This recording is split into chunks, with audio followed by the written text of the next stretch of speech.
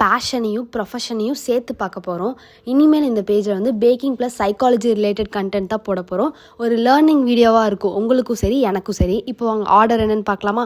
இன்றைக்கி வந்து 2 brownie dream cake order வந்தது. ஒன்று வந்து மில்க் சாக்லேட், இன்னொன்று வந்து டார்க் சாக்லேட். அது அழகாக பேக் பண்ணி பேக் பண்ணி கொரியரும் போட்டாச்சு. லேர்னிங் என்னென்னு பார்க்கலாமா? நான் ஒரு கேஸ் ஸ்டடி சொல்கிறேன், அது என்ன டிஸார்டராக இருக்குன்னு சொல்லி நீங்கள் கமெண்ட்ஸில் சொல்லுங்கள். நான் நெக்ஸ்ட் வீடியோவில் அது என்னன்னு சொல்கிறேன். 22 years old காலேஜ் ஸ்டூடெண்ட். அவங்க வந்து எப்போவுமே டென்ஸ்டாக ஃபீல் பண்ணிகிட்டே இருப்பாங்க, ஒரீடாக இருப்பாங்க. ஃபார் த பாஸ்ட் 7 months அந்த மாதிரி தான் அவங்க இருக்காங்க. சின்ன சின்ன விஷயத்துக்கும் ரொம்ப கவலைப்படுவாங்க, எல்லா விஷயத்துக்கும் அந்த மாதிரி ஒரீடாக ஃபீல் பண்ணுவாங்க. எக்ஸாம்பிள் எடுத்தால் மார்க், அகாடமிக்ஸ், அவங்க பேரண்ட்ஸ் ஹெல்த்து, ஃப்யூச்சர் ஜாப், அந்த மாதிரி எல்லா விஷயத்துக்கும் ஒரீடாக ஃபீல் பண்ணுவாங்க. சிம்டம்ஸ் பார்த்திங்கன்னா எக்ஸசிவ் வரி. அதே மாதிரி அவங்க ஒரீடாக ஃபீல் பண்ணுறது அவங்களே கண்ட்ரோல் பண்ணணும்னு நினச்சாலும் அதுலேயே அவங்க டிஃபிகல்ட்டிஸ் ஃபேஸ் பண்ணுவாங்க. ரெஸ்ட்லெஸ்ஸாக ஃபீல் பண்ணுவாங்க, கான்சன்ட்ரேட் பண்ணுறதுக்கு ப்ராப்ளமாக இருக்கும், இரிட்டபிலிட்டி ஃபீல் பண்ணுவாங்க, மசில் டென்ஷன் இருக்கும், ஸ்லீப் டிஸ்டர்பன்ஸ் இருக்கும். டியூரேஷனையும் சிம்டம்ஸ் மைண்டில் வச்சுட்டு இது என்ன டிஸார்டராக இருக்குன்னு சொல்லி கமெண்ட்ஸில் சொல்லுங்கள். நான் நெக்ஸ்ட் வீடியோவில் என்னன்னு சொல்கிறேன். தேங்க்யூ.